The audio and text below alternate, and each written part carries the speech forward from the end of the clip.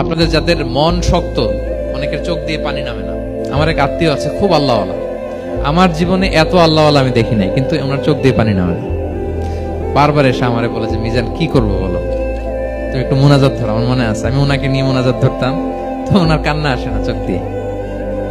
এত আল্লাহওয়ালা, খুব ভালো মানুষ, কিন্তু চোখ দিয়ে পানি নামে না। এটা অনেকের হয়, নানা কারণে হয়। আল্লাহর হাবিব সাল্লাল্লাহু আলাইহি ওয়াসাল্লাম বলেছেন, কারো যদি চোখ দিয়ে পানি না নামে বা হৃদয় নরম না হয়, তারা যেন এতিমের মাথায় হাত বুলিয়ে দেয়। এক সাহাবী এসে বলেন, ইয়া রাসূলুল্লাহ, আমার হৃদয়টা বড় শক্ত, হৃদয় নরম হয় না। রাসূল সাল্লাল্লাহু আলাইহি ওয়াসাল্লাম বললেন, তাই?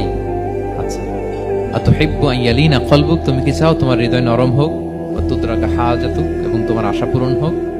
তিনি বললেন, হ্যাঁ। তখন রাসূল সাল্লাল্লাহু আলাইহি ওয়াসাল্লাম বললেন, ইরহামিল ইয়াতীম, এতিমের উপর রহম করো। ওয়ামসা আলা রাসি, এতিমের মাথায় হাত বুলিয়ে দাও।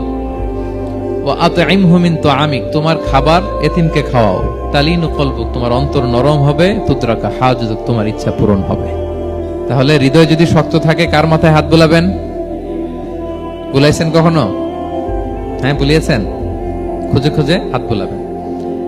বাংলাদেশে তো অনেক অরফেনেজ আছে, অনাথ আশ্রম, ওখানে যাবেন। সুযোগ হলে একদিন যে একটু লাঞ্চ করলেন ওদের সাথে বসে, ডিনার করলেন, একসাথে খেলেন, ওদের মাথায় হাত বুলিয়ে দিলেন, সাধ্যমতো কিছু উপহার হাতে তুলে দিলেন, আপনার ইচ্ছা পূরণ হবে আর আপনার হৃদয় নরম হবে ইনশাআল্লাহ।